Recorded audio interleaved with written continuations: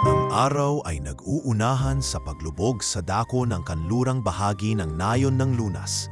Sa kabundukan na tinatanaw mula sa pinakababa ng nayon, ang mga ulap ay dahan-dahang naglalakbay habang ang hangin ay may halong amoy ng kahoy at lupa. Si Isolde Martinez, isang dalagang ulila, ay nakatayo sa harap ng lumang kubo na tinutulungan niyang ayusin. Wala na ang kanyang ina. Namatay ito sa isang sakit na hindi natugunan sa tamang oras. At ang ama niyang si Esteban, isang veteranong sundalo ng digmaan, ay may mga sugat na hindi na gumaling mula noong mga nakaraang taon.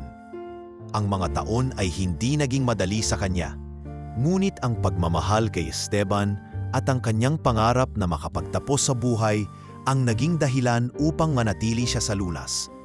Bilang isang mabait na dalaga, tumutulong siya sa mga matatanda at mga kababayan sa nayon, lalo na sa paggawa ng mga halamang gamot mula sa gubat.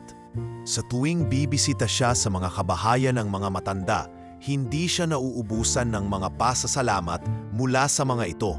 At sa bawat kwento ng kanilang buhay, unti-unti rin siyang natututo tungkol sa kasaysayan ng lunas. Ngunit sa kabila ng mga magagandang aral na natutunan, nararamdaman niyang hindi siya kabilang. Isang hapon, matapos mga lakal ng halamang gamot sa kagubatan, naglalakad si Isolde pauwi. Ang kanyang mga mata ay naglilipat-lipat mula sa mga halamang tumutubo sa gilid ng daan hanggang sa mga tanawin sa paligid.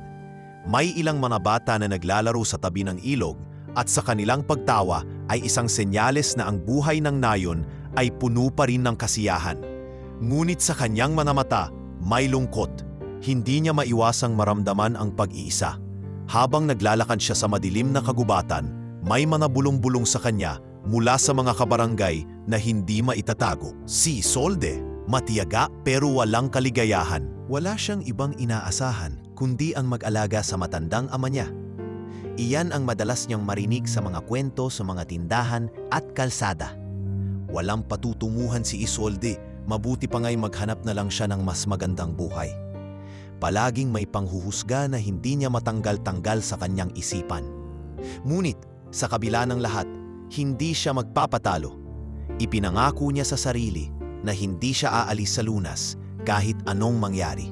Ang nayon at ang kanyang ama ang tanging tahanan na mayroon siya. Siguro, ganito talaga ang buhay, walang silbi. Naiisip ni Isolde habang nagsasalita sa kanyang sarili. Pero okay lang, kung ito ang aking kapalaran, tatanggapin ko. Isang araw, habang tinutulungan niyang mga lakal ang mga halamang gamot sa tagubatan, nakita niya ang isang batang babae na may sugat sa paa. Napansin ni Isolde ang galos sa mga kamay ng batang babae at ang matinding sakit sa kanyang mata. Ano ang nangyari sa iyo? Tanong ni Isolde habang dahan-dahang nilalapitan ng batang babae. Maglalakad ako ate tapos nadapa, sagot ng batang babae. Walang kapantay na lambing ang nararamdaman ni Isolde habang tinitingnan ang batang babae. Sa kanya inaalis ang pang-itaas niyang damit at ginagamit ito bilang benda sa sugat ng bata. Ayaan mong ayusin ko yan, huwag kang mag-alala. Ang simpleng gawaing ito ay nagpapakita ng likas na kabutihan ni Isolde, kahit na siya mismo ay puno ng pangarap na hindi matupad. Pagbalik niya sa kubo, natagpuan niya si Esteban na naghihirap dahil sa nararamdaman niyang sakit mula sa kanyang lumang mga sugat. Tumutok siya sa kanya at nagbigay ng mga halamang gamot. Ano na naman ang mga gamot na ito, anak? Tanong ni Esteban habang nakaupo sa kanyang lumang upuan. Pinagsama-sama ko po, amang, sagot ni Isolde habang sinisipat ang pinaghalong gamot.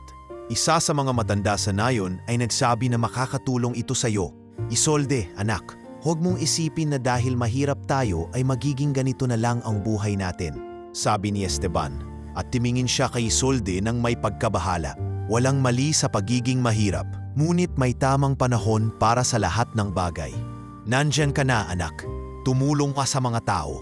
Ngunit, huwag mong kalimutan na may mga pagkakataon na mas kailangan mo ring isipin ang iyong sarili. Ang mga salitang iyon ni Esteban ay dumaan lang sa isipan ni Isolde.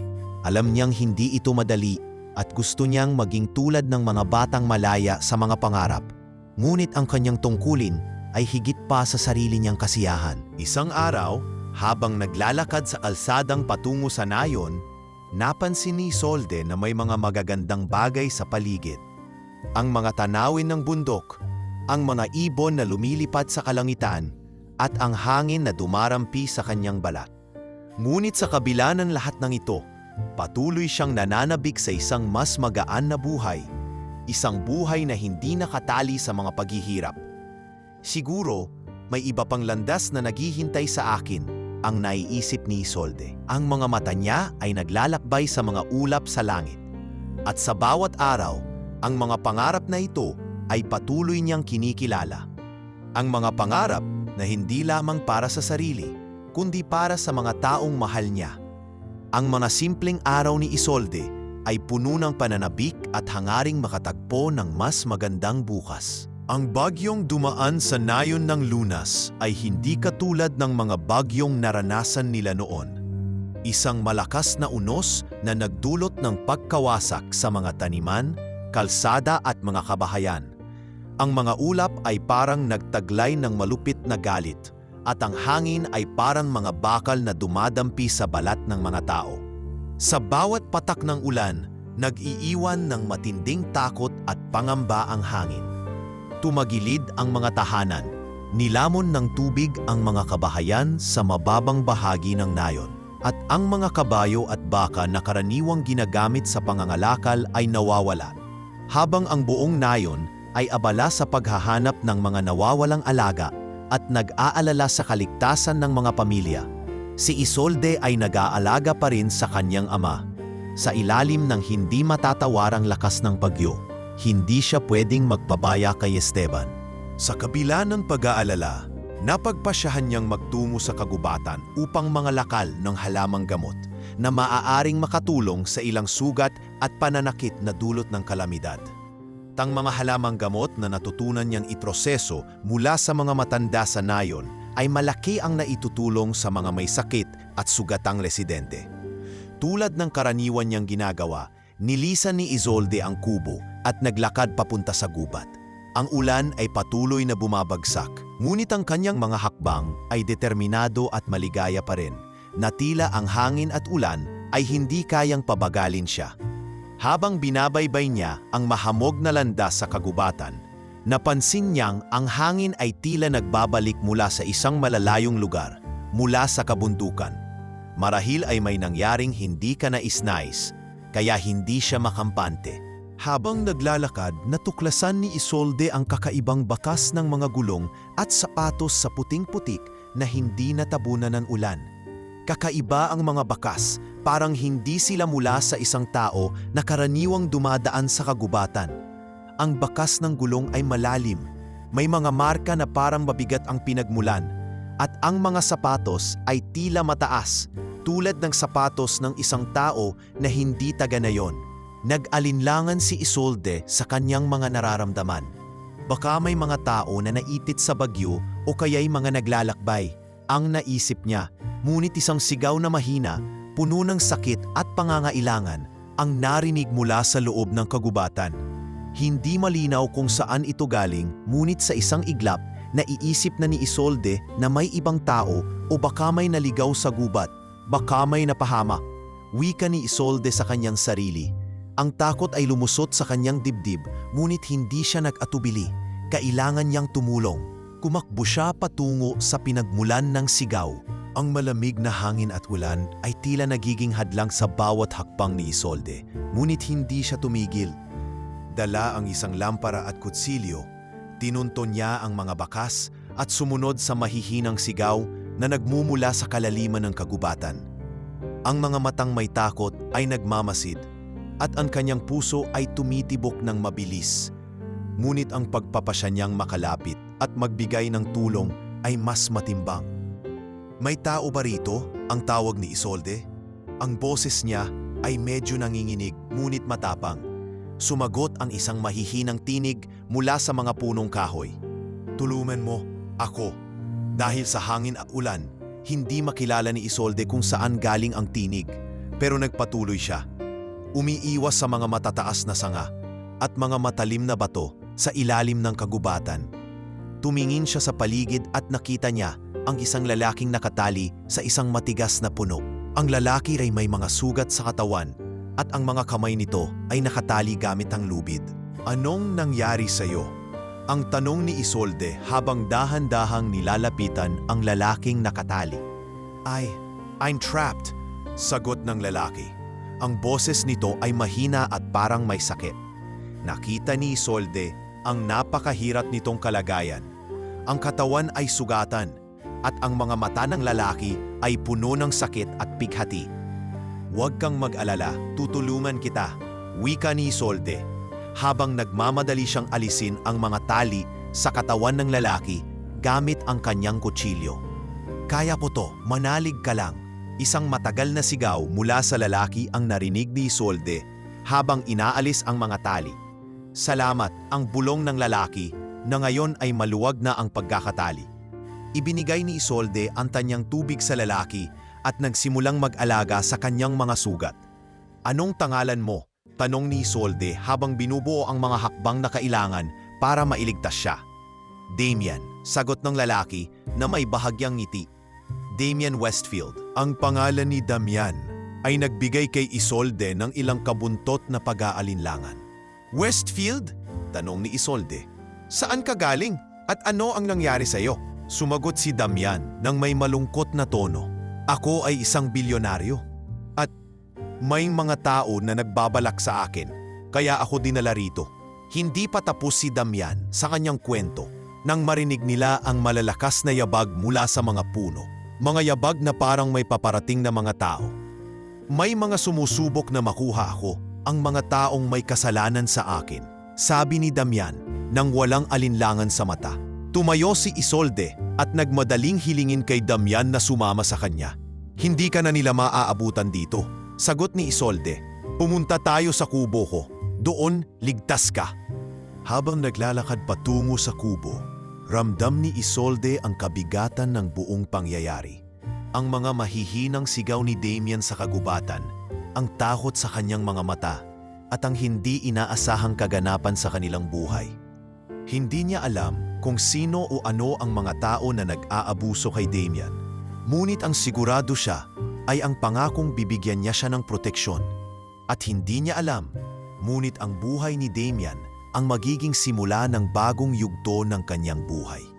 Isang malalim na katahimikan ang bumalot sa kagubatan habang si Isolde ay dahan-dahang humakbang patungo sa isang malaking puno sa gitna ng madilim na gubat.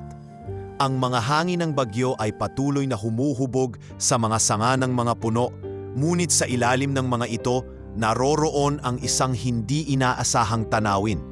Isang lalaking nakatali sa isang mapigas na puno, sugatan, at ang katawan ay naglalaman ng mga pasa at sugat mula sa matinding pagdurusa. Ang mga mata nito ay halos malabo na, hindi makayang magbukas ng buo, at ang mga labi nito ay nag-aalangan. Si Isolde nang makita ang kalagayan ng lalaki ay nagdadalawang isip. Ang unang naiisip niya ay baka isa itong kriminal na nagtatago, isang taong may mga masamang layunin. Ang kabundukan ay madalas ding tinitirhan ng mga mangangalakal ng iligal na gamot at mga bandido, kaya't hindi maiwasang mag-alinlangan si Isolde. Ngunit nang tumingin siya sa mga mata ng lalaki, nakita niya ang isang malalim na sakit. Hindi ng isang kriminal kundi ng isang tao na pinagdadaanan ang hindi kayang tuksuhin ng sinuman. Bakit ka nandito? Tanong ni Isolde. Ang boses ay puno ng pagtataka at panghihina. Ang lalaki ay halos hindi makapagsalita. Ang kanyang labi ay nanginginig. Tulong, wala akong lakas, sagot nito. Ang boses ay mahina at puno ng pighati. Kahit na may alinlangan, nanalo ang awa sa puso ni Isolde. Mabilis niyang inalis ang kutsilyo mula sa kanyang sinturon at sinimulang putulin ang matitigas na lubid na nag-uugnay sa lalaki sa puno. Ang kanyang kamay ay nagmamadali.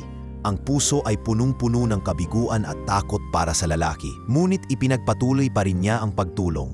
Habang pinapaluwag ang makatali, ang kanyang mga mata ay hindi makalabas sa matinding pagnanasa na matulungan ang lalaking ito. Ano ang pangalan mo? Tanong ni Isolde habang binabaybay ang huling mga tali sa katawan ng lalaki. Damian Westfield. Sagot nito ng mahina, habang ang mga mata nito ay napapikit na tila halos hindi na makayanan ang sakit at pagod. Habang patuloy na pinapaluwag ang mga tali, iniisip ni Isolde kung sino ba talaga ang lalaking ito. Ang pangalan ni Damian ay hindi pamilyar, ngunit ang mga piraso ng damit na suot niya na mukhang mamahalin ay nagsasabi ng ibang kwento.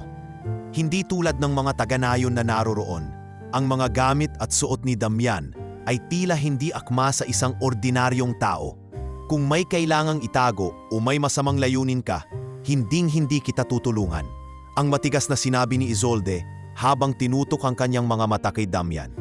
Ngunit sa kabila ng kanyang mga salita, ang awa at malasakit sa puso ni Isolde ay patuloy na namutawi. Nang tuluyan niyang mailuwag ang mga tali, tinulungan niyang tumayo si Damian. Ang katawan nito ay tila hindi matatag, ngunit siya pa rin ay nagpumilit na makabangon. Halika, kailangan mo ng tubig, wika ni Isolde. Sabay alok ng kanyang banga na puno ng malamig na tubig. Si Damian ay nag-atubiling uminom sa una. Ngunit pagkatapos ng ilang segundo ay dahan-dahan niyang tinanggap ang tubig nang matanggal ang pagod mula sa katawan. Nagsimulang magbukas ang kanyang mga mata ng mas malinaw at isang malalim na buntong hininga ang kumawala sa kanyang dibdib. Maraming salamat, sabi ni Damian. Ang tinig ay nagsimulang maging mas matatag. Ang pangalan ko, Damian Westfield. Patawarin mo ako. Hindi ko alam kung paano ako napunta rito. Isinumpa ni Isolde ang kanyang kalooban at pinahiran ang mga sugat sa katawan ni Damian ng mga halamang gamot na dala niyang mga panggamot. Hindi ko alam kung anong nangyari sa iyo, Damian, pero huwag kang mag-alala. Hinding-hindi kita iiwan dito. Ang mga salitang iyon ay nagbigay kay Damian ng kaunting ginhawa, ngunit sa likod ng mga mata nito ay may mga tanong at lihim na walang sagot. Salamat, ipapaliwanag ko rin sa iyo, sagot ni Damian. Ngunit ang tono ng kanyang boses ay tila may itinatagong kabigatan. Habang si Isolde ay nag-aalaga kay Damian, nagsimula siyang magtaka kung paano nga ba siya napunta rito. Kang kanyang mga tanong ay napapalitan ng pangako na sana ay makalabas sila ng buhay sa kagubatan at makabalik sa nayon. Ang dilim ng kagubatan, ang hangin at ang malamlam na mga ulap sa langit ay nagbigay ng isang pakiramdam ng takot. Ngunit si Isolde, kahit na puno ng tanong, ay hindi sumuko. Sumama ka sa akin, sinabi ni Isolde. Ang mga kamay ni Damian ay tinulungan niyang hawakan habang binabaybay nila ang kagubatan. May kubo kami sa dulo ng kagubatan.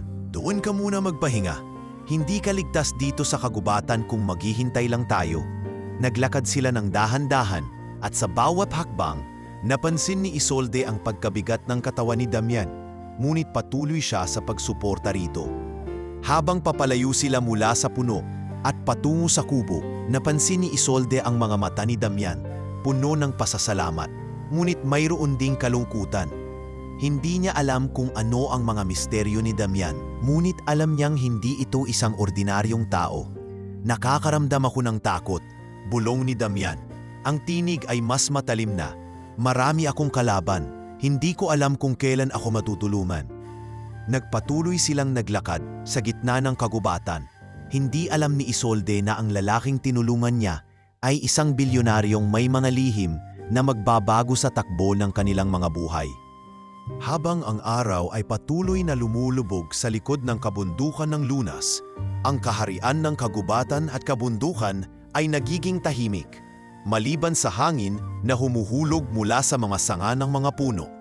Si Isolde at Damian ay umabot sa isang maliit na kubo sa gilid ng kagubatan, isang lugar na ligtas sa mga mata ng mga taga-nayon. Ang kubo ay simpleng gawa sa kahoy at nipa, ngunit dito nagkaroon si Damian ng pagkakataon upang magpahinga at maghilom mula sa mga sugat na dulot ng matinding pagdurusa.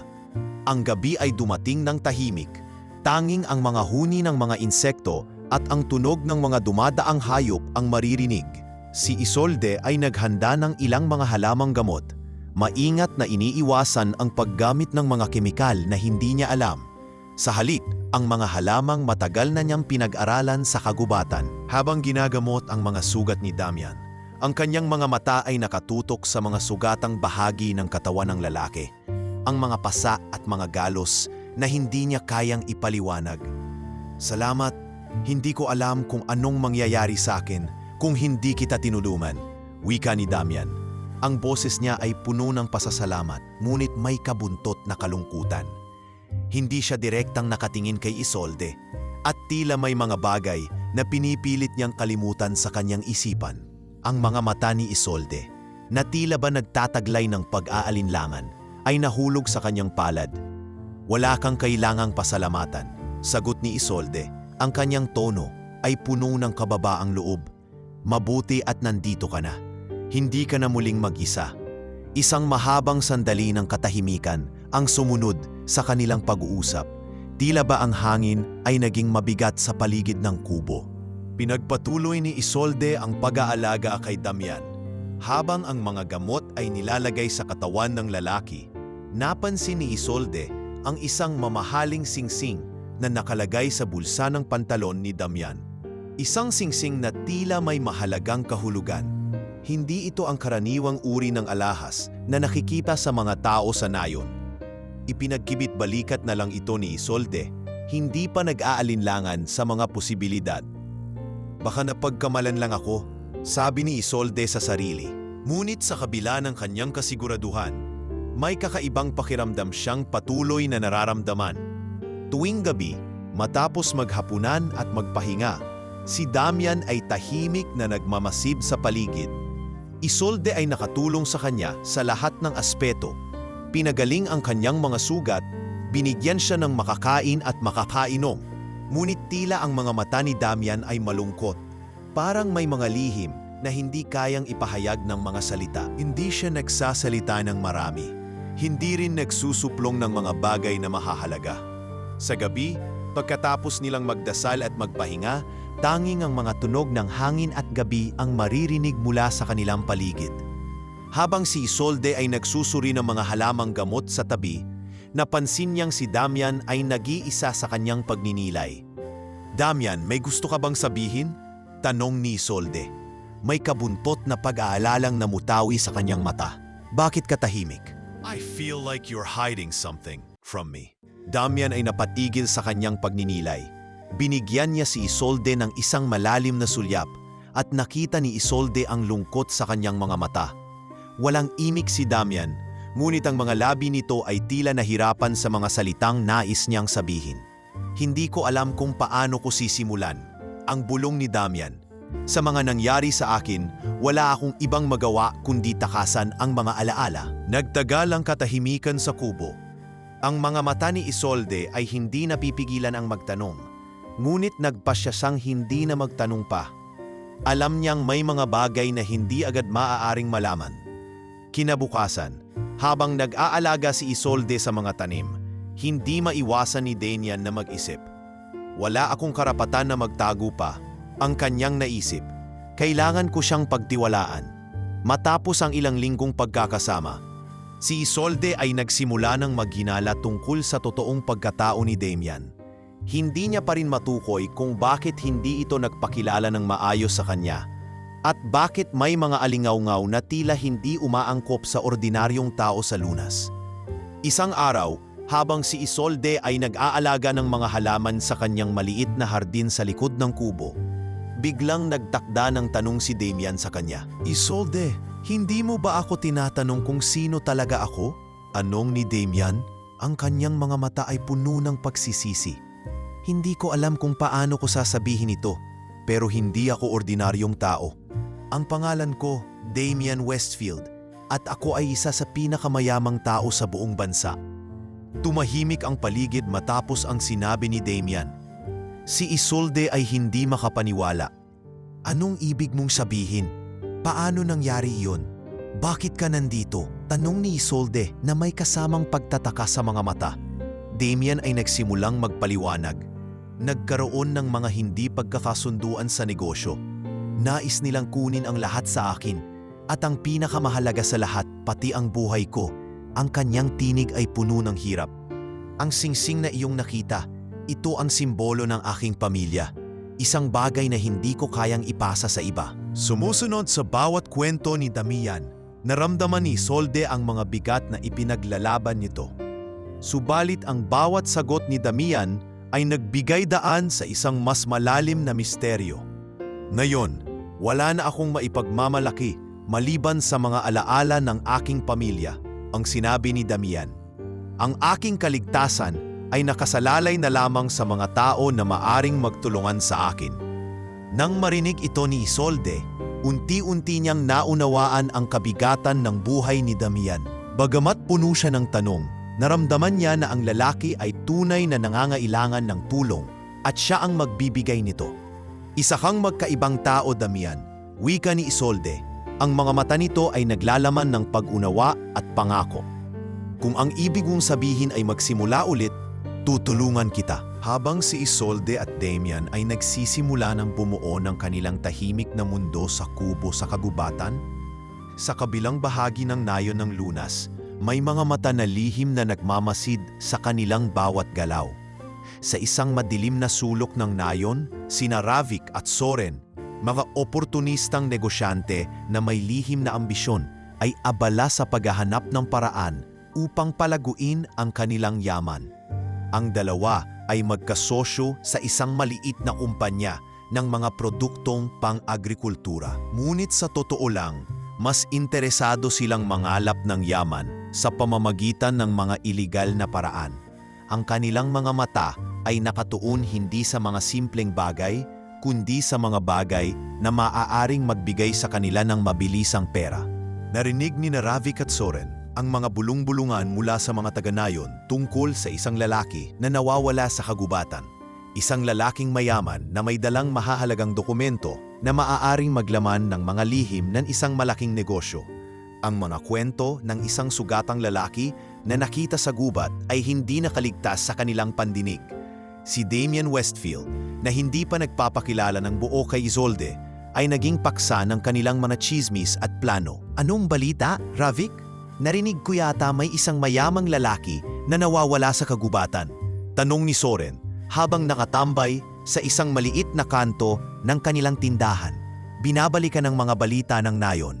Siya yung sugatang lalaki na nakita sa gubat, sagot ni Ravik habang tinitingnan ang mapa ng lunas sa ibabaw ng lamesa. May ilang tao na nagsasabing isang dayuhan siya at may dala pa siyang mga dokumentong mahalaga. Kung totoong mayaman siya, baka siya yung huling piraso ng puzzle na matagal na nating hinahanap. Napakunot ang noo ni Soren. May mga tao bang interesado sa kanya? Tanong niya, tinitingnan si Ravik nang may kasamang pag-aalinlangan. Marami, sagot ni Ravik. Ang mga mata nito ay kumikislap ng matalim na ideya. Kung sakaling may taong magmamalasakit sa kanya, mahahanap natin ang isang paraan para kumita. Kung mangyari man iyon, pwede tayong manghingi ng ransom. Kung walang tutulong sa kanya, hindi natin siya magiging problema. Kailangan nating alamin kung sino siya at kung ano ang halaga ng buhay niya sa iba. Si Soren ay nag-isip sandali. Ang kanyang mga mata ay naglalakbay sa labas ng tindahan habang tinatantiya ang mga panganib. Kung si Damian Westfield nga ang pangalan niya at may alam siyang negosyo o mayaman siya, tiyak na may mahahalagang tao na may interes sa kanya. Pagkatapos ng bagyong iyon, baka wala nang makakapigil sa atin. Pumunta tayo sa gubat bukas, wika ni Ravik na puno ng sigla habang sinasaliksik ang mga detalye ng plano. Lalapitan natin si Isolde. Sigurado akong siya'y may alam. Kung mapapalapit natin siya kay Damian, makikinabang tayo. Habang abala si Isolde sa kanyang pang-araw-araw na gawain sa kubo, hindi niya alam na may mga mata na palihim siyang minamatyagan. Nagpatuloy siya sa pagpapagaling kay Damian. Binibigyan siya ng mga halamang gamot at pinapalakas ang katawan nito sa bawat pag-aalaga. Si Damian, na ngayon ay mas matatag at muling nakakagalaw, ay nagsimulang magbukas sa kanya tungkol sa mga nangyari sa kanyang buhay. Ngunit si Isolde ay hindi tumitigil sa kanyang pangarap na magbigay ng pag-asa kay Damian. Isang hapon habang si Isolde ay nag-aalaga ng mga halamang gamot sa paligid ng kubo, nakaramdam siya ng akaibang presensya. Lihim niyang naramdaman na parang may mga mata siyang minamatyagan mula sa malayo. Ngunit nagpatuloy siya sa kanyang ginagawa. Ang kanyang pakiramdam ay hindi patiyak. Habang nagpapatuloy sila sa kanilang simpleng buhay sa kubo, Si Ravik at Soren ay hindi nagsasawang sundan ang bawat galaw ng dalawa. Isang araw, sa pamamagitan ng mga tao sa nayon, natuklasan nila ang kinaroroonan ng kubo sa kagubatan. Walang sino man ang nakakaalam kung anong plano ang mayroon sina Ravik at Soren. Ngunit mabilis nilang naisip ang pagkakataon na makuha si Damian at magtago sa likod ng mga mahahalagang dokumento. Doon sa kabila ng kagubatan, may nakita akong malaking kubo, sabi ni Ravik sa isang madilim na gabi habang tinitingnan ang mapa ng kagubatan. Doon sila nagtatago. Tiyak na siya si Damian Westfield. Masyadong tahiming sa lugar na yan, kaya't hindi tayo mahihirapan. Ang gusto ko lang ay mabilis at maingat na pagkuha. Kung may mga tao sa nayon na may malasakit sa kanya, baka maaari tayong magtagumpay. Kung wala, okay lang. Makakapagplano tayo ng bagong hakbang. Sagot ni Soren, ang tono ng boses nito ay puno ng tiwala sa kanilang plano. Samantala, sa kubo, hindi ring nakaligtas si Isolde sa ilang mga kwento ng mga tao sa nayon tungkol kay Damian. Nang minsan, habang sila ay nag-uusap, sumulyap siya sa isang binatang dumaan sa kalsada at may daladalang kabayo na tila abala sa paghahanap ng isang tao. Isolde, ikaw ba ay nag-aalaga ng isang sugatang tao sa gubat? Tanong ng binata na hindi sinasadya ay napansin ang kubo ni Isolde mula sa malayo. Si Isolde ay natigilan at nagkaroon siya ng pakiramdam na may mga tao na nagsusuri sa paligid ng kubo. Ngunit hindi siya nagbigay ng maraming detalye, tinanggi niya ito ng mahinahon at pinanatili ang kalmado. Wala akong nakikitang alinlangan at wala akong alam tungkol sa kung sino siya. Sagot ni Isolde na may bahid ng pangamba sa mga mata. Habang patuloy na sinusubaybayan ng dalawa ang bawat galaw ni Isolde at Damian, hindi nila alam na ang mga plano nila ay nagiging mas komplikado at si Damian ay magiging sentro ng isang masalimuot na laro ng kapangyarihan at panganib. Ang tahimik nilang buhay sa kubo ay patuloy na nagiging saksi sa mga lihim ng isang bilyonaryo na nagtatago ng hindi mabilang na misteryo at isang matinding pagsubok na hindi pa nila kayang suungin. Habang ang mga araw ay patuloy na dumadaan sa tahimik na kubo sa gilid ng kagubatan, ang koneksyon ni Isolde at Damian ay nagiging mas malalim. Sa bawat umaga, si Isolde ay abala sa kanyang mga halaman at halamang gamot, habang si Damian ay tinutulungan siyang mag-ayos ng kubo at magtanim ng mga gulay sa paligid. Nagsimula silang magtulungan sa mga maliliit na bagay, at habang lumilipas ang mga araw, unti-unting nagiging bahagi ng araw-araw nilang buhay ang isa't isa. Sa kabila ng lahat ng mga pagsubok na dulot ng kalikasan, mas naging magaan ang kanilang pakiramdam dahil sa kasamahan ng bawat isa. Isang gabi, habang ang hangin ay medyo malamig at ang mga bituin ay kumikislap sa langit, nagtipon sila sa maliit na mesa sa harap ng kubo upang maghapunan. Ang kanilang simpleng pagkain, kalamansi at isdang huli sa ilog ay naging gabay sa isang gabing puno ng mga kwento at tawanan. Si Damian, na bihirang magbukas ng sarili, ay nagsimulang magkwento kay Isolde. Alam mo ba, Isolde, simula ni Damian habang pinagmamasdan ang apoy sa harap nila, hindi ko rin inisip na makakarating ako sa ganitong punto ng buhay ko. Ang buhay ko dati, puno ng takot at pagkatalo. Tulad ng sa akin, tanong ni Isolde na may bahid ng kabuntuhan sa mga mata. Hindi ko na nga rin alam kung anong klaseng buhay ang mayroon ako, pero sigurado ako na may dahilan kung bakit ako nandito. Damian ay tumawa ng mahina. Sigurado akong may mga dahilan. Ako, siguro ang dahilan ko ay ang mga desisyon ko sa buhay na humantong dito. Bawat araw na lumilipas, mas naiisip ko kung may pagkakataon pa ba akong magsimula ulit. Isolde ay hindi nakaligtas sa mga salitang iyon ni Damian. Nararamdaman niya ang kanyang mga saloobin na lumalalim sa bawat kwento na naririnig mula sa kanya. Si Damian ay isang tao na puno ng sakit, ngunit hindi ito agad nakikita sa kanyang hitsura. Ang mga mata nitong madalas matalim at puno ng lihim ay nagsimula ng magpakita ng ibang uri ng pagninilay. Ang uri ng pagninilay na naglalaman ng isang tao na naghahanap ng pag-asa. "Pwede ko bang malaman kung anong nangyari?" tanong ni Isolde. Ang mga mata nito ay naglalaman ng pag-aalala at malasakit. Damien ay huminga ng malalim bago magsalita. "Ako si Damien Westfield. Wika niya ng natipid. Isa akong CEO ng Westfield Holdings. Ang kumpanya ko ay isa sa pinakamalaki sa bansa, pero hindi ako natutulog sa mga tamang desisyon. May mga tao akong pinagtaksilan at may mga kasosyo akong hindi ko kailanmang napansin na may ibang layunin.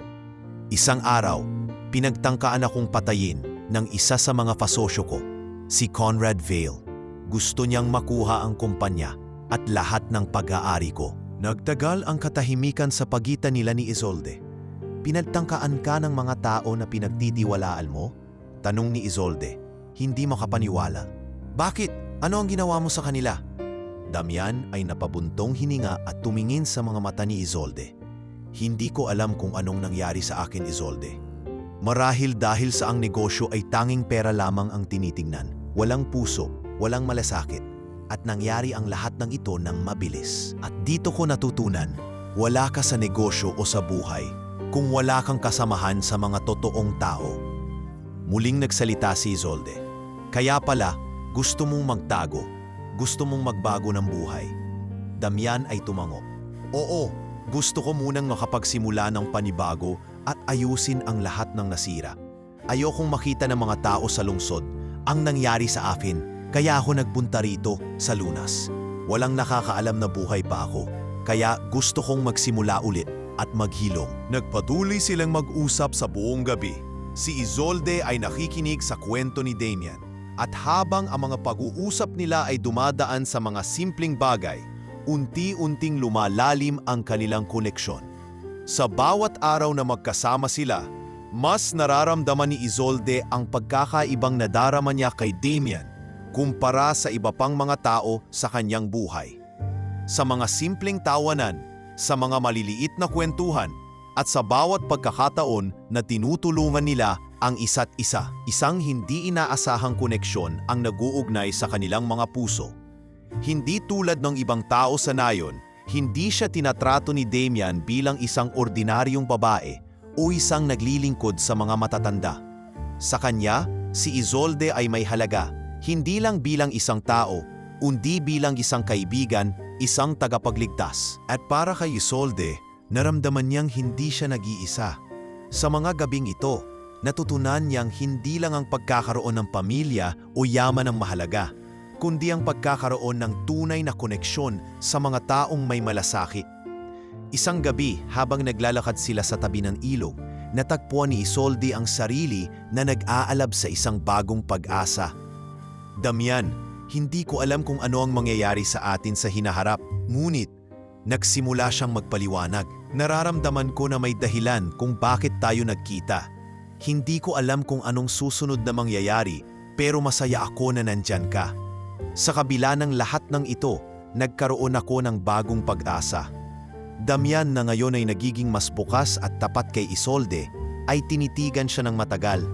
"Hindi ko akalain na makakakita ako ng isang tao tulad mo sa ganitong bahagi ng buhay ko," sagot ni Damian. "Sa tingin ko, ikaw ang dahilan kung bakit may liwanag pa sa aking madilim na mundo." Ang gabi ay patuloy na dumaan. Ngunit sa mga salitang iyon, nagkaroon ng bagong pag-asa si Isolde at Damian. Ang kanilang simpleng mundo na puno ng maliliit na tawanan at mga pag-uusap ay nagsimulang magbukas ng mga posibilidad.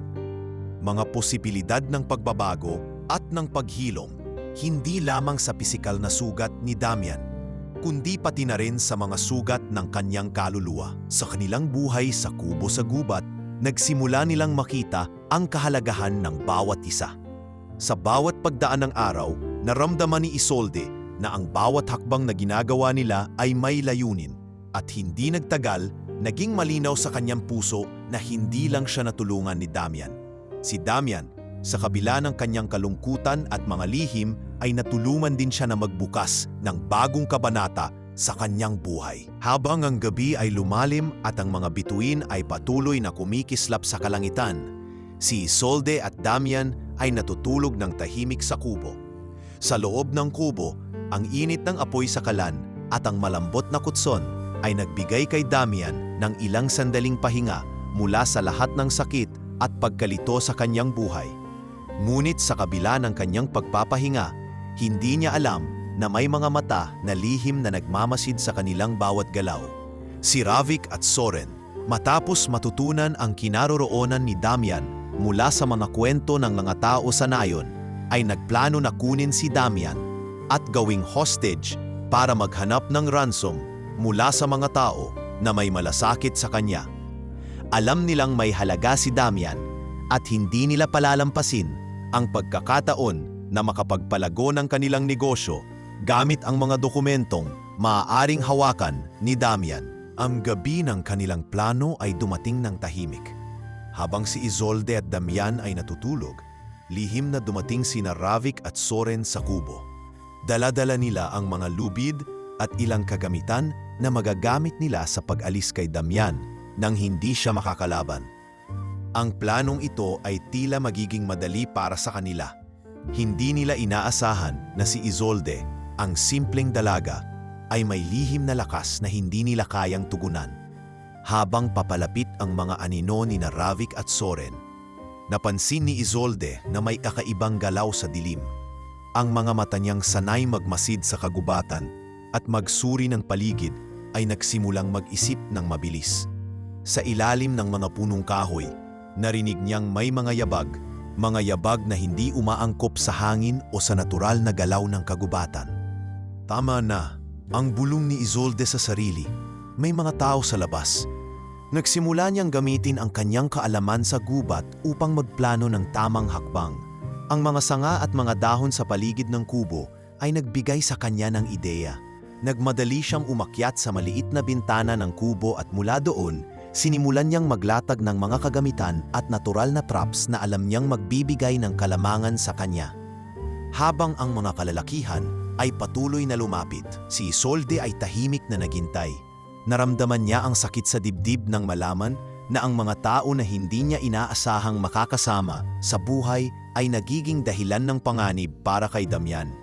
Ang mga susunod na sandali ay magiging desisyon kung mabubuhay sila o hindi. Sa hindi inaasahang pagkakataon, habang papasok na si Ravik at Soren sa kubo, nagulat sila nang makita ang isang sanga ng puno na natangay ng hangin at tumama sa kanilang mga katawan.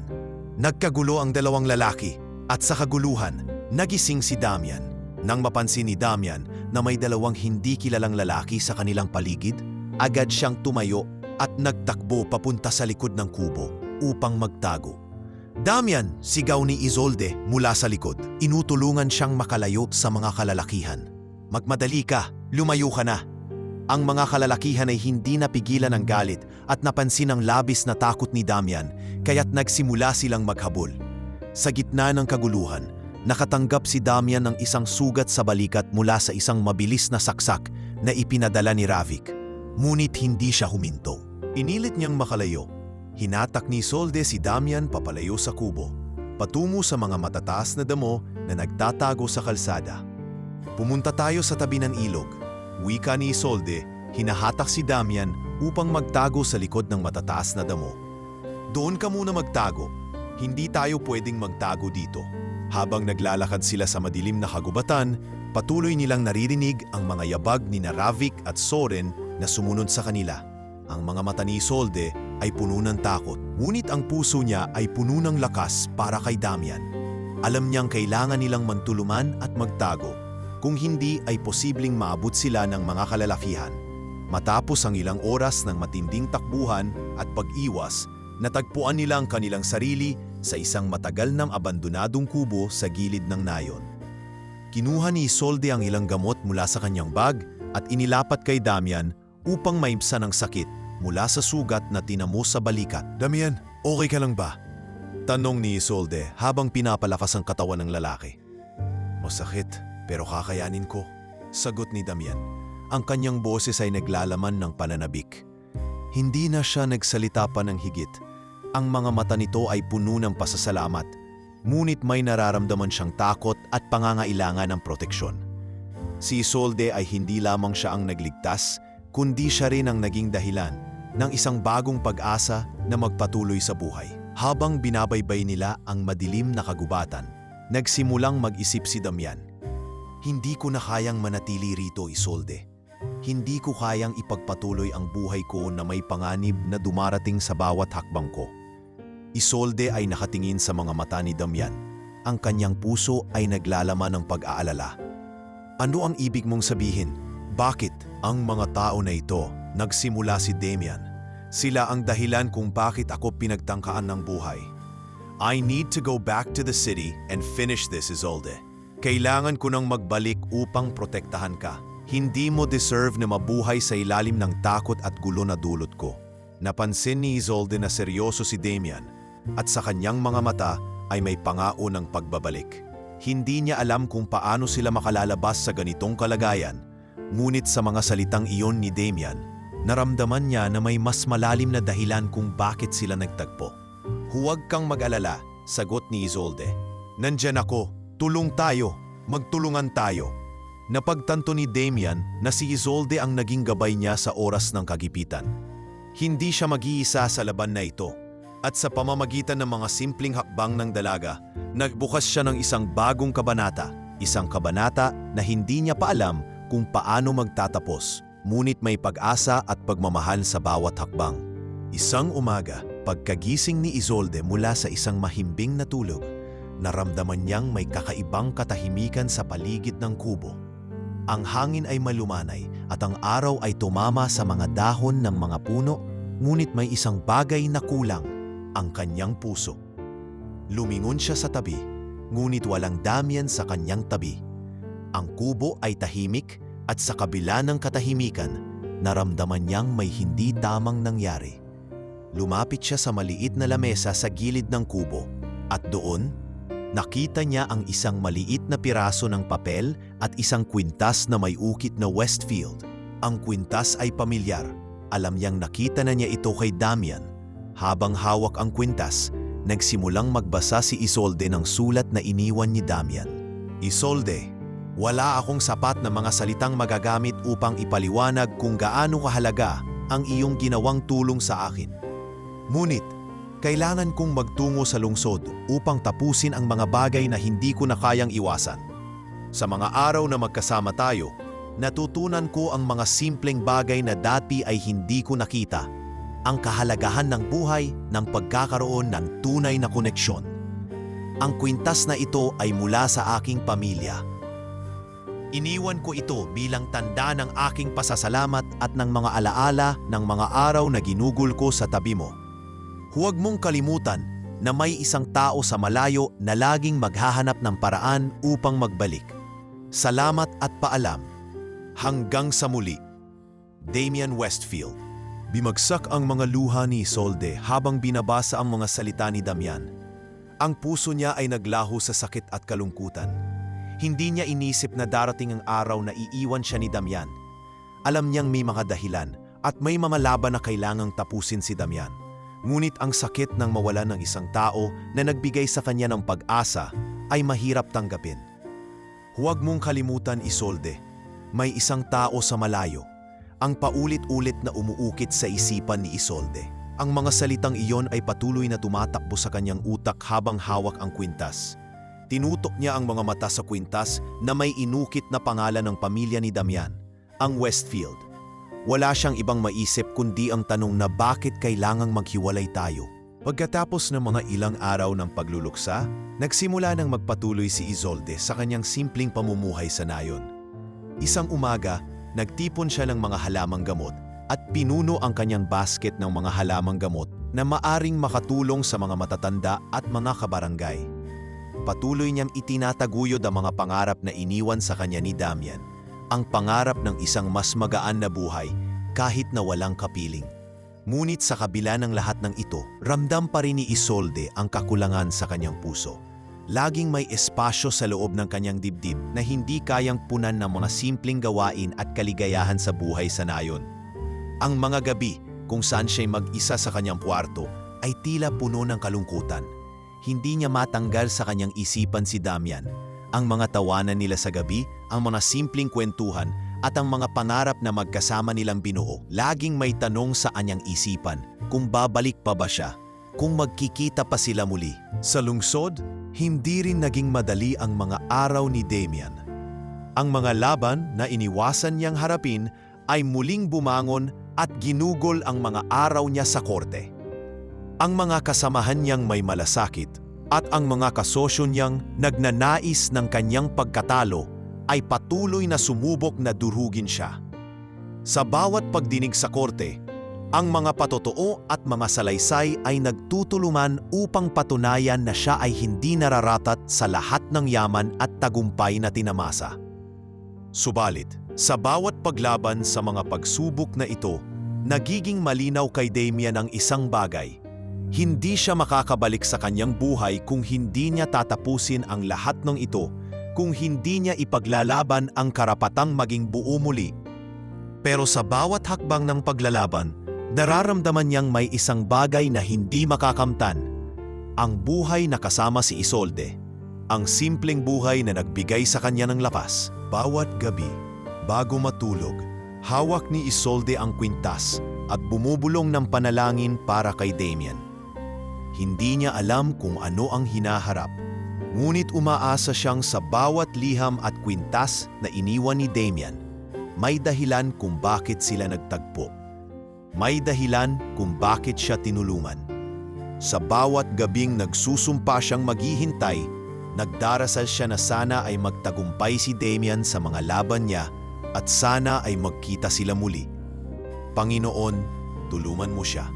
Ipinagdarasal ko po na sana ay magtagumpay siya sa mga laban niya. Sana po ay maging ligtas siya at magbalik sa amin. Ang dasal ni Isolde habang pinapalad ang kwintas sa kanyang mga kamay. Hindi ko alam kung ano ang mangyayari, pero maghihintay ako. 1 taon ang lumipas at patuloy na lumalakad si Isolde sa landas ng kanyang simpleng buhay. Sa kabila ng lahat ng sakit na nararamdaman niya, natutunan niyang tanggapin na ang buhay ay may mga pagkakataon na kailangan talagang magpatawad at maghintay.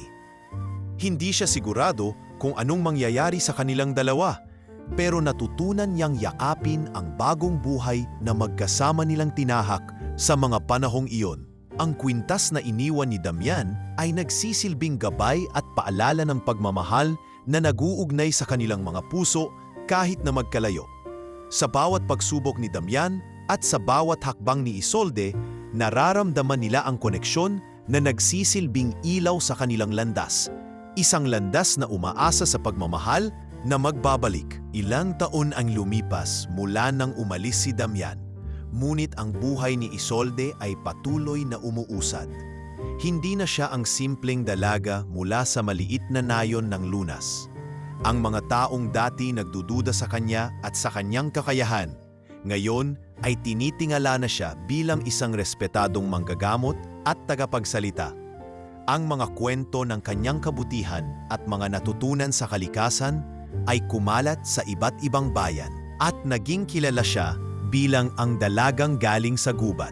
Isang dalagang may malalim na kaalaman sa mga halamang gamot at sa pagpapagaling ng mga sugat, hindi lamang ng katawan, kundi pati na rin ng kaluluwa. Bilang isang manggagamot, naglakbay siya sa iba't ibang sulok ng bansa upang magturo at magbigay ng kaalaman sa mga kababayan. Ang simpleng buhay sa kubo ay naging gabay sa kanyang pagpapalaganap ng kaalaman sa mga tao sa mga bayan. Sa mga seminar at pagtuturo sa mga komunidad, napansin siya ng mga organisasyon na naglalayong magtayo ng mga healing center at magbigay ng libreng tulong sa mga mahihirap. Isang araw, habang si Isolde ay nagpapayo sa isang grupo ng mga kababaihan sa isang bayan, lumapit sa kanya ang isang kalalakihang nagpakilalang mula sa isang organisasyon sa bayan ng Almeria. "Magandang araw po, Isolde," sabi ng lalaki. Ang mga mata ay puno ng respeto. "Ang aming organisasyon ay natutunan ang tungkol sa inyong mga gawaing pagtulong sa mga mahihirap at kami po ay humihiling na sana po ay makipagtulungan kayo sa amin. Nais po namin kayong imbitahan na mamuno sa isang Natural Healing Center sa Almeria. Si Isolde ay nagulat sa alok. Alam niyang ito ay isang pagkakataon upang mapalawak pa ang kanyang misyon at maabot ang mas maraming tao. Ngunit sa likod ng kanyang isipan, nararamdaman niya ang pangako na iniwan ni Damien sa kanya. Minsan na niyang naramdaman ang pangungulila sa pagkawala ng kanyang kaibigan, ngunit mas lalo siyang nagpatatag sa kanyang mga desisyon. Hindi siya maaaring magpadala sa kanyang emosyon. May mga tao pa siyang kailangang tulungan. Salamat po sa inyong alok, sagot ni Isolde. Ang kanyang tono ay puno ng kababaang loob. Subalit, may mga bagay po akong kailangang pangtapusin dito sa aming bayan. Kung maaari, hayaan niyo po muna akong mag-isip. Pinagmasdan ng lalaki si Isolde at nakita ang kababaang loob na tumatanggi sa alok na ito, hindi dahil sa kayabangan, kundi dahil sa isang malalim na pananagutan sa kanyang nakaraan. Naiintindihan ko po, sabi ng lalaki. Ang mga mata nito ay nagsisilibing papuri sa kanyang kabutihan. Pero kami po ay narito lamang upang mag-alok ng isang pagkakataon na magpapalawak sa inyong misyon. Pagkatapos ng ilang linggo, napagdesisyonan ni Isolde na tanggapin ang alok ng organisasyon. Ang oportunidad na ito ay magbibigay sa kanya ng pagkakataon na magtulungan sa mas marami pang tao at magkaroon ng mas malaking kakayahan upang mapalaganak ang mga kaalaman na natutunan niya mula sa gubat at mga halaman. Ngunit sa kabila ng kanyang tagumpay, nanatili sa kanyang puso ang pangako kay Damien. Ang pangako na magkikita silang muli balang araw. Sa kanyang bagong papel bilang pinuno ng Healing Center sa Almeria, patuloy na nagtrabaho si Isolde na may kababaang loob at malasakit. Hindi siya naging mayabang o nagpalaki ng ulo. Habang ang mga tao sa paligid niya ay humahanga sa kanyang talino at kabutihan, pinili ni Isolde na manatiling simple. Tulad ng mga unang araw na gimugol niya sa nayo ng lunas, ang kanyang pagkatao ay hindi nagbago. Ang puso niya ay nanatili sa layuning makatulong, hindi lamang sa pagpapagaling ng katawan, kundi pati na rin ng mga puso at kaluluwa ng mga tao. Ngunit sa bawat tagumpay na kanyang nararanasan, ang pangungulila kay Damien ay patuloy na nagsisilibing tahimik na sakit sa kanyang puso. Sa bawat gabi bago matulog, hawak niya ang kwintas na iniwan ni Damien at nagdarasal na sana ay magbalik ito sa kanyang buhay. Hindi niya kayang limutin ang mga alaala ng mga araw na magkasama sila sa kubo. Ang mga simpleng tawanan, ang mga kwento at ang pag-aalaga na ibinahagi nila. Wala siyang alam kung paano mangyayari ang lahat, ngunit patuloy siyang umaasa. Bawat gabi, bago matulog, bumubulong siya ng panalangin. Panginoon, sana ay makita ko si Damien muli. Sana ay magtagumpay siya sa kanyang mga laban at sana ay magbalik siya sa buhay ko. Huwag mo pong hayaang magtagal kami ng malayo. Bilang isang babae na nagtagumpay sa kanyang mga pangarap at misyon, hindi pa rin niya kayang bitawan ang pangako niya kay Damien. Sa bawat hakbang na tinatahak niya sa bagong buhay na ito, siya pa rin ay naglalakbay na may isang pangarap, ang makatagpo muli ng isang tao na nagbigay sa kanya ng lakas at pag-asa. Sa kabila ng lahat ng tagumpay at ng mga bagong oportunidad, si Isolde ay patuloy na naghihintay, hindi dahil sa kahinaan, kundi dahil sa isang matatag na paniniwala na ang mga pangako, ang mga koneksyon at ang tunay na pagmamahal ay may paraan upang magbalik. Nang isang araw magkikita sila ni Damien muli at ang kanilang kwento ay magpapatuloy. Isang mainit na araw sa Almeria. Ang mga tao ay nagtipon sa isang malaking gusali na pinalamutian ng mga makukulay na banderitas at ilaw upang magdaos ng isang fundraising event para sa mga mahihirap. Ang kaganapan ay puno ng kasiyahan at pag-asa. Isang pagkakataon upang magkaisa ang mga tao para sa isang magandang layunin. Sa gitna ng lahat ng ito, isa si Isolde sa mga naimbitahang magbigay ng keynote speech. Ang pagkakaroon ng pagkakataong magsalita sa harap ng maraming tao ay isang malaking hakbang para kay Isolde. Ito ay hindi lamang isang pribilehyo, kundi isang patunay na ang kanyang mga pagsusumikap at pagtulong sa iba ay nagsimulang magbuwa. Habang ang mga tao ay nagkakaroon ng malalalim na diskusyon at naghahanda para sa pagdiriwang, Si Isolde ay nakatayo sa harap ng entablado, inihahanda ang kanyang mga sasabihin. Hindi niya maiwasang mapansin ang mga Nang magsimula ang programa, nagsalita siya ng may kababaang loob. Ibinahagi ang kanyang mga kwento ng paglago, ng pagtulong sa mga mahihirap at ng pagpapagaling hindi lamang ng katawan, kundi pati na rin ng mga sugatang kaluluwa. Magandang gabi po sa inyong lahat. Nagsimula si Isolde. Ang boses ay malumanay, ngunit puno ng tapang. Ang buhay ay hindi lamang tungkol sa kung ano ang ating natamo, kundi kung paano nating magagamit ang ating mga natutunan upang makatulong sa iba. Ito po ang dahilan kung bakit ako nandito ngayon. Hindi upang magmalaki, kundi upang magbigay ng pag-asa sa mga nangangailangan. Habang binabaybay ni Isolde ang kanyang talumpati, naramdaman niya ang bigat sa kanyang dibdib. Ang mga salitang binibigkas niya ay puno ng kahulugan para sa kanya. Ngunit sa bawat pangungusap, may isang bahagi ng kanyang puso na naghihintay sa isang bagay. Isang pangako na hindi pa natutupad. Isang katahimikan na patuloy na bumabalot sa kanya. Hindi siya makapaniwala sa lahat ng tagumpay na natami niya. Ngunit sa kabila ng lahat ng ito, may isang tanong na patuloy na naglalaro sa kanyang isipan. Si Damian, ano na kaya siya? Sana ay magbalik siya sa buhay niya balang araw. Sa kalagitnaan ng pagtitipon nang matapos si Isolde sa kanyang pagsasalita, dumating ang isang tao na hindi niya inaasahan. Isang lalaki na may hawak na buke ng mga bulaklak. Ang kanyang hitsura ay may malalim na respeto at dignidad. Ang lalaki ay naglakad ng matuwid at tiwala sa sarili. Habang naglalakad siya, ang mga mata ng mga tao ay tumingin sa kanya. Ngunit si Isolde ay hindi agad nakapagsalita. Ang puso niya ay nagsimulang mag-ulol at ang kanyang mga mata ay maluha-luha nang makita ang pamilyar na hitsura ng lalaking hindi niya inisip na muling makikita.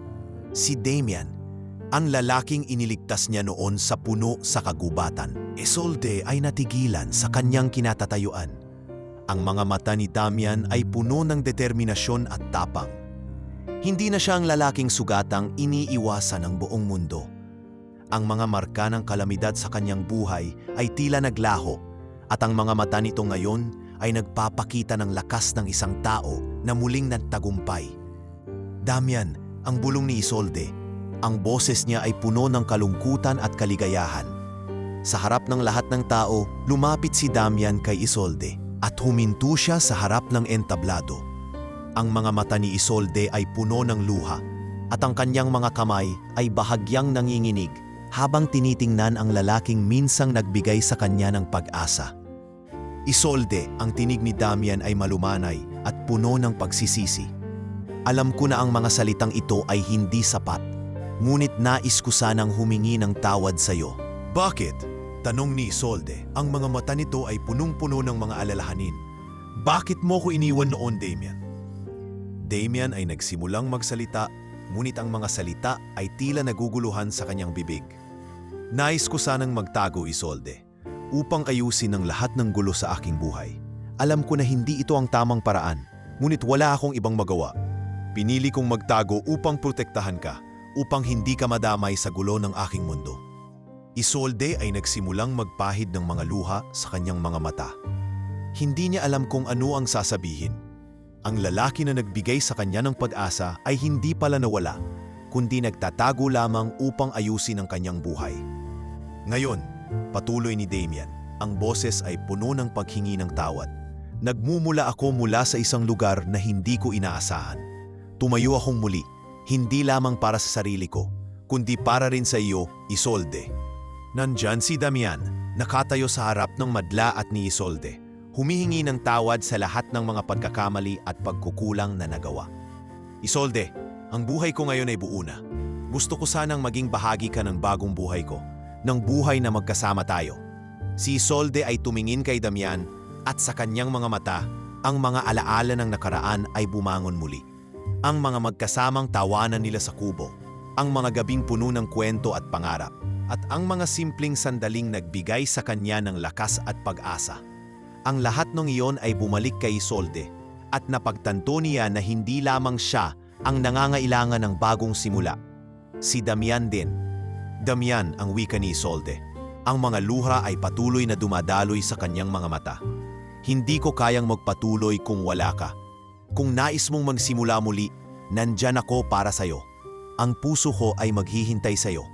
Sa harap ng lahat ng tao, si Damian at Isolde ay nagsumpaan muli ng mga pangako. Sa kabila ng mga pagsubok at hirap na pinagdaanan nila, nagbabalik sila sa isa't isa, hindi na bilang mga taong sugatan, kundi bilang dalawang taong nagtagumpay sa buhay dahil sa kanilang pagmamahal at suporta sa isa't isa. At sa bawat gabing dumaan, alam nilang hindi na sila muling maghihiwalay. At ang kanilang kwento ay magpapatuloy, isang kwento ng muling pagkikita, ng pag-asa, at ng pagmamahal na magtatagal sa kabila ng lahat ng pagsubok. Matapos ang kanilang muling pagkikita sa Almeria, si Isolde at Damian ay nagpasya ng magsimula ng bagong yugto ng kanilang buhay. Hindi lamang bilang magkasama, kundi bilang magkapartner sa paggawa ng pagbabago sa mundong kanilang ginagalawan.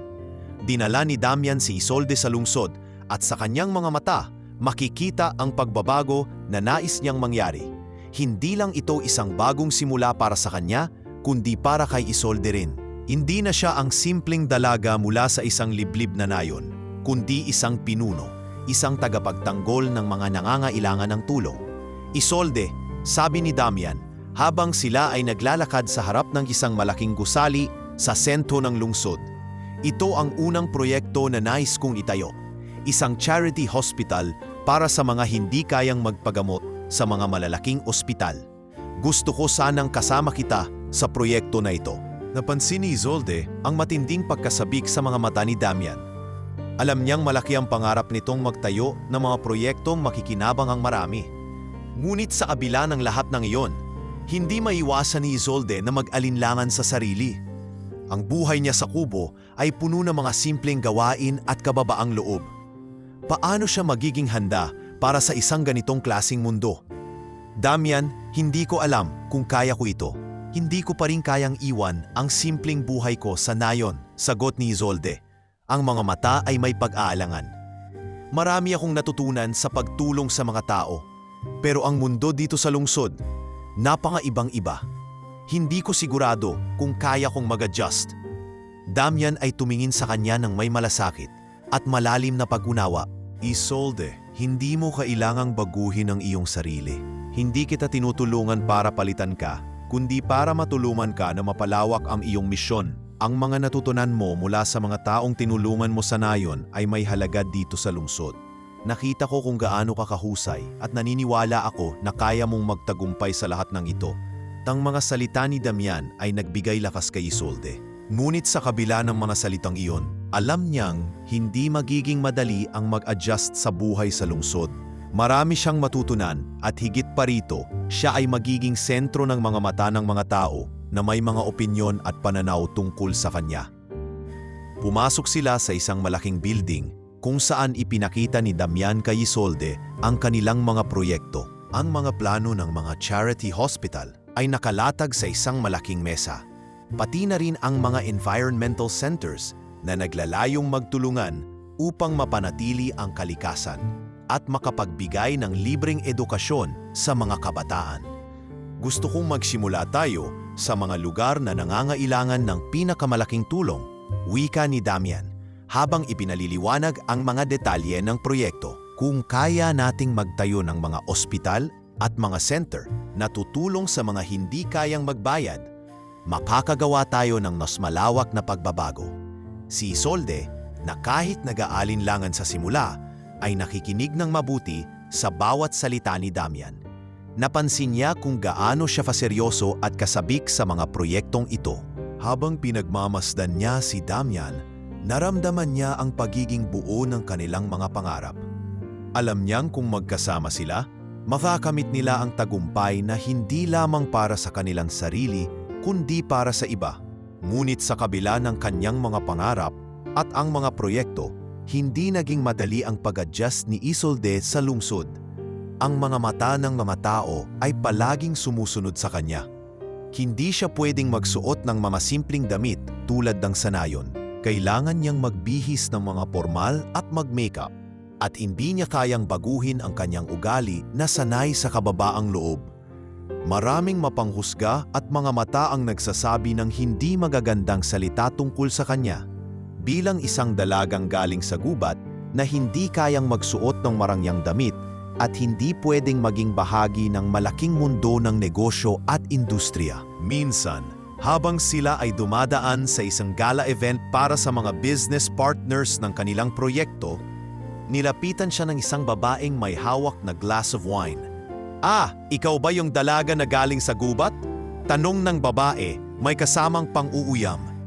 "Akala ko ba't mga tao sa mga nayon lang ang may malasakit? Hindi to yata kaya maging tulad mo." Ang mga salitang iyon ay tumagos kay Isolde. Ngunit alam niyang hindi dapat magpaepekto. Pinili niyang magpatuloy, pinili niyang maging mas matatag. Hindi siya magiging tulad ng kanilang inaasahan. Ang pagiging siya, ang simpleng Isolde na may malasakit at puso, ay sapat na. Isang gabi, habang nag-uusap silang dalawa ni Damian sa kanilang apartment sa lungsod, nagsimula siyang magsalita ng taos-pusong mga saloobin. "Damian, natatakot akong hindi ko kayang maging bahagi ng mundo nila. Hindi ako tulad nila. Hindi ko kayang maging isa sa kanila."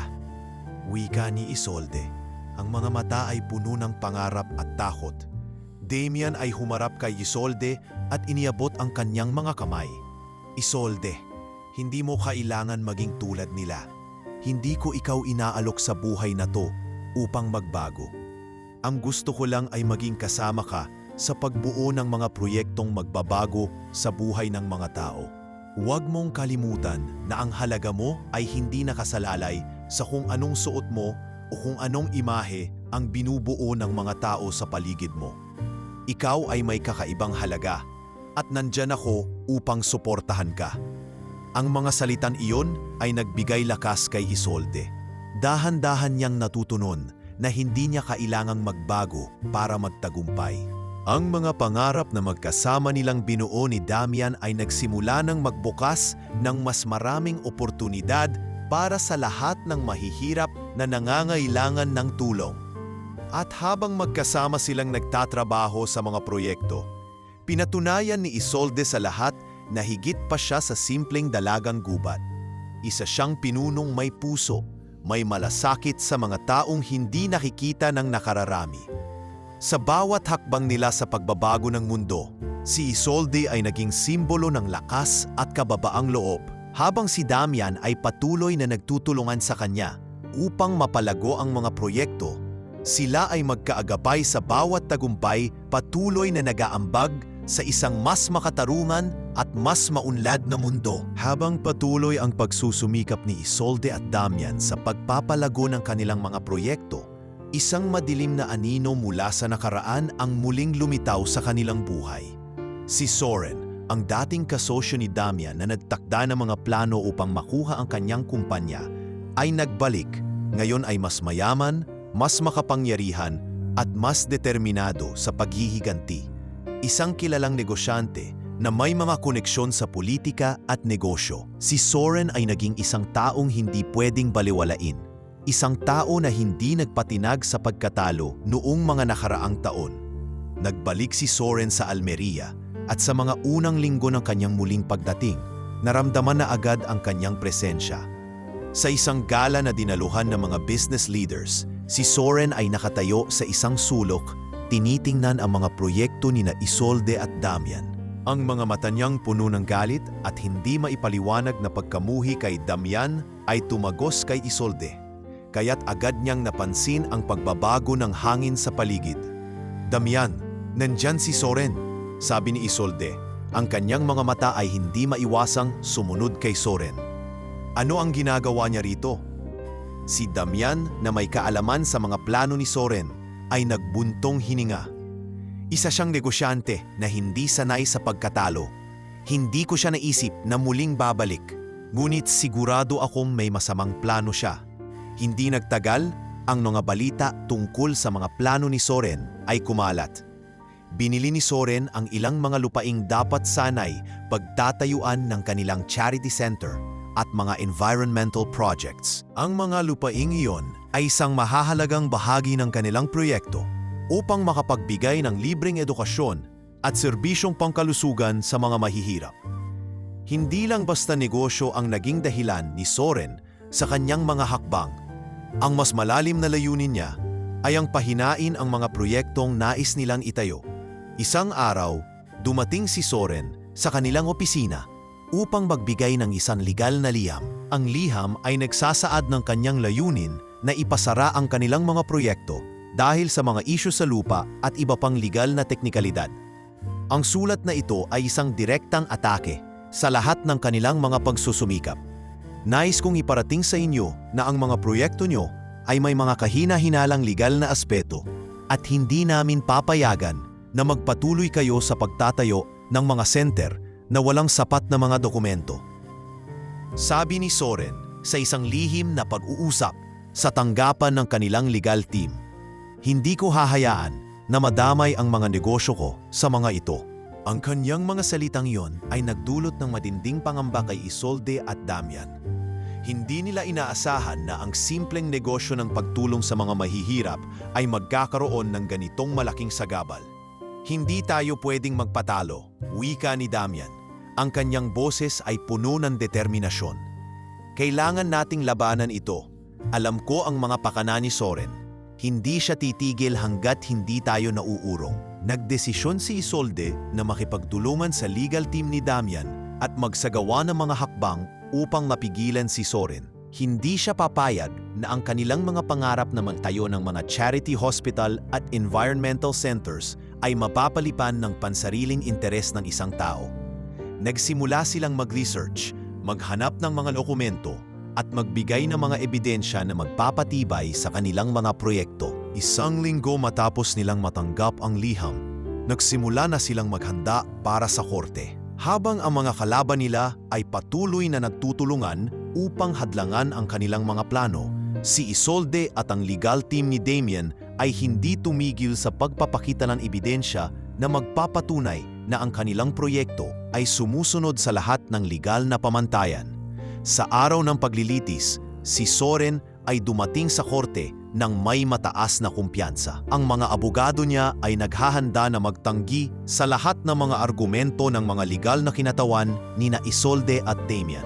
Ngunit si Isolde, bagamat natatakot at puno ng kaba, ay tumayo sa harap ng hukuman. Ang kanyang mga mata ay puno ng lakas at pagnanasa na mapanindigan ang kanilang mga pangarap. Habang ang mga argumento ay binanggit sa harap ng hukuman, pinakita nila ang mga dokumento na nagpatibay sa kanilang mga karapatan sa mga lupaing kinokontrol ni Soren. May mga legal na loopholes na hindi isinama si Soren sa kanyang mga akusasyon, at ito ay naging dahilan upang bumagsak ang kanyang mga plano. Isang mahabang pagtatalo ang nangyari, ngunit sa dulo ng araw, si Soren ay natalo. Mga ebidensyang ipinakita ni na Isolde at Damian ay nagpatunay na ang mga proyekto nila ay ayon sa batas at walang anumang mali sa kanilang mga plano. Wala kang karapatang pigilan kami, Soren. Wika ni Isolde, ang boses ay matatag. Ang aming mga proyekto ay para sa mga tao. Hindi kami matitinag ng mga kasinungalingan at kasakiman. Ang mukha ni Soren ay nagbago mula sa kumpiyansa patungo sa pagkabigo. Ang mga plano niyang mang-agaw ng mga proyekto ay napagtagumpayan ni na Isolde at Damian. Sa huli, si Soren ay nahatulan ng kasong panlilinlang at fraud at ipinasa siya sa mga awtoridad para sa mga ilegal niyang gawain sa negosyo. Matapos ang laban na ito, si Isolde at Damian ay nafaramdam ng malaking ginhawa. Hindi lamang nila napatunayan ang kanilang karapatan sa kanilang mga proyekto, kundi nakuha rin nila ang atarungan laban kay Soren. Ang mga pangarap nila ay muling nagbukas, at sa mga susunod na linggo, patuloy silang nagtulungan upang itayo ang mga charity hospital at environmental centers na naglalayong magbigay ng tulong sa mga nangangailangan. Hindi mo inasahan na makikita mong matatalo ka, hindi ba? Sabi ni Isolde kay Damian habang magkasama silang naglakad pauwi mula sa korte. Pero alam mo ba, mas magaan ang pakiramdam ko ngayon. Hindi lang tayo nanalo sa korte, nanalo tayo sa laban para sa mga pangarap natin. Damian ay ngumiti. Ang mga mata nito ay puno ng pasasalamat. Laban ito para sa mga tao, Isolde. At ikaw ang naging dahilan kung bakit tayo nakatayo pa hanggang ngayon. Ang lahat ng kanilang mga pagsusumikap ay nagbuda. Hindi lamang nila napanalo ang laban sa korte, kundi napatunayan din nila sa lahat na sa bawat pagsubok, may liwanag na sumusunod at ito ay magpapatuloy. Sa isang matahimik na hapon, sa harap ng isang charity center na ipinayo nila sa gitna ng dating gubat, lumuhod si Damian sa harap ni Isolde. Hawak ang isang maliit na kahon na may kasamang singsing, isang simbolo ng kanyang pangako. Ang charity center na ngayon ay isang magandang lugar para sa mga bata at komunidad ay naging simbolo ng kanilang pinagsamahan, isang sentro ng pagmamahal at pag-asa. Ang gubat na minsang nagbigay sa kanila ng hindi inaasahang pagtagpo, ngayon ay pinangalagaan at ginawa nilang isang eco-park, isang lugar ng kapayapaan at kalikasan na magbibigay inspirasyon sa mga susunod na heneras. Isolde, simula ni Damian, ang boses ay puno ng emosyon at pagmamahal. Hindi ko inakalang darating ang araw na magkasama tayo. At hindi ko inakalang makakamtan ko ang isang buhay na puno ng pagmamahal at pag-asa. Mula nang magtagpo tayo, marami na akong natutunan. At sa bawat hakbang na tinahak natin, ang puso ko ay mas lalong napuno ng gratitude at pagmamahal sa iyo. Kaya naman, ngayon nais kong magtanong sa iyo. Isolde, magiging kabiyak ko ba sa buhay? Tatahakin ba natin ang buhay na magkasama? Lumuha si Isolde, hindi makapaniwala sa tanong ni Damian. Ang mga luha ay dumaloy mula sa kanyang mga mata. Ngunit ang mga ito ay luha ng kaligayahan. Lahat ng sakit at mga pagsubok na pinagdaanan nila, lahat ng mga taon ng paghihirap at pag-aalala ay nauwi sa isang pagkakataon. Ang pagkakataon na magsimula ng isang bagong buhay kasama ang lalaking nagbigay ng pag-asa sa kanya. Damian, ang kanyang tinig ay puno ng pagmamahal at kalungkutan. Sa mga taon na tayo'y magkasama, natutunan ko kung paano mangarap muli, kung paano magmahal at magtiwala. Hindi ko inisip na darating ang ganitong pagkakataon, ngunit ako'y handang maglakbay kasama ta sa buhay. Oo, Damian, tanggap ko ang alok mo. Tanggap ko ang iyong pag-ibig at ang bagong buhay na ibinubukas mo sa akin. Nartagal ang sandaling iyon, ang mga mata ni Isolde at Damian ay nagtagpo at sa mga mata ng bawat isa ay makikita ang isang wagas na pagmamahal na hindi kayang sukatin ng oras at lugar. Sa gitna ng kanilang mga luha at ng mga alon ng hangin na dumarampi sa kanila, ang mga paru-paro na naroroon sa Eco Park ay lumipad sa paligid, isang simbolo ng bagong simula at ng pag-asa. Ang mga paru-paro ay tila sumasabay sa hangin, at sa bawat pakpak nila ay nag-iiwan ng bakas ng pagmamahal at bagong buhay na naghihintay.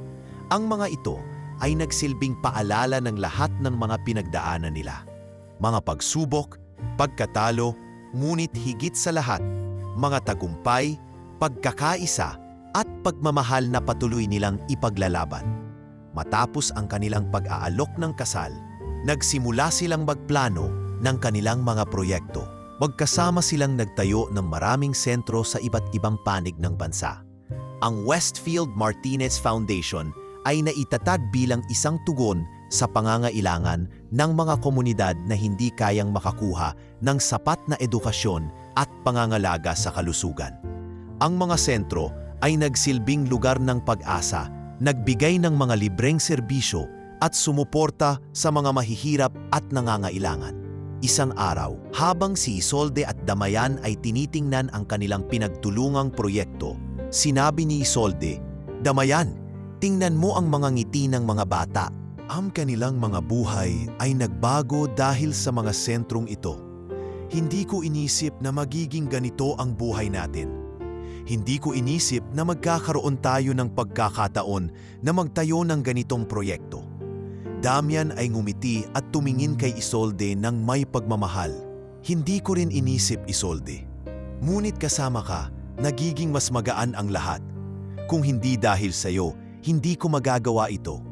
Lahat ng ito, lahat ng mga pangarap, nagsimula sa mga hakbang natin na magkasama." Habang ang kanilang mga sentro ay patuloy na naglilingkod sa komunidad, hindi nila nakakalimutan ang gubat na naging saksi sa kanilang unang pagkikita.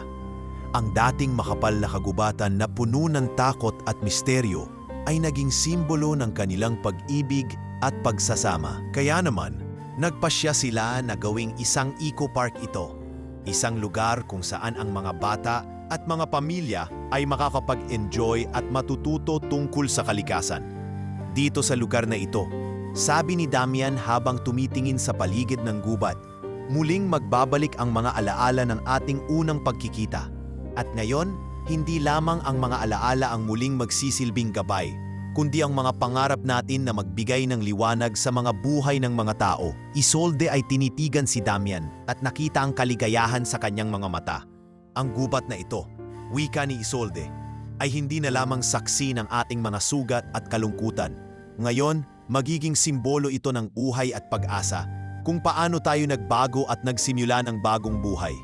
Habang ang mga paru-paro ay lumilipad sa paligid nila, nagsimulang maglakad si Isolde at Damian sa gitna ng eco-park. Ang mga punong kahoy at mga halaman ay tumutubo sa paligid at ang mga bata ay naglalaro sa malawak na damuhan. Ang kanilang mga proyekto ay patuloy na nagbubukas ng mga pagkakataon para sa mga tao. At sa bawat hakbang nila, mas nararamdaman nila ang kahalagahan ng buhay na magkasama. Sa huling mga sandali ng araw, habang ang mga huling sinag ng araw ay dahan-dahang lumulubog sa kalangitan, si Isolde at Damian ay nakatayo sa bitna ng park. Ang mga kamay nila ay magkahawak. Ang paligid ay napuno ng mga paru-paro na lumilipad at naglalakbay sa hangin, isang tanda ng kalayaan, pagbabago, at pagmamahal. Ang buhay natin, wika ni Damian, ay mas magaan at mas maganda dahil ikaw ay nandyan. Salamat Isolde sa lahat ng ibinigay mo sa akin at sa mga tao. Hindi ko ayang magtagumpay ng mag-isa. Kasama ka, magiging buo ang mundo. Si Isolde habang nakatingin sa mga paru-paro na dahan-dahang lumilipad sa hangin ay nagsabi ng taimtim na mga salita. Kaya natin ito, magkasama tayo sa bawat hakbang, sa bawat laban. Ang gubat, ang eco-park at ang lahat ng ating mga pangarap, lahat ito ay simbolo ng pagmamahal at pag-asa na magkasama nating binuo. At sa mga sandaling iyon, ang hangin, ang mga paru-parong lumilipad at ang mga puno na nagbigay buhay sa kanilang mga pangarap ay naging paalala ng kanilang kwento. Kwento ng pag-ibig, tagumpay at isang bagong simula.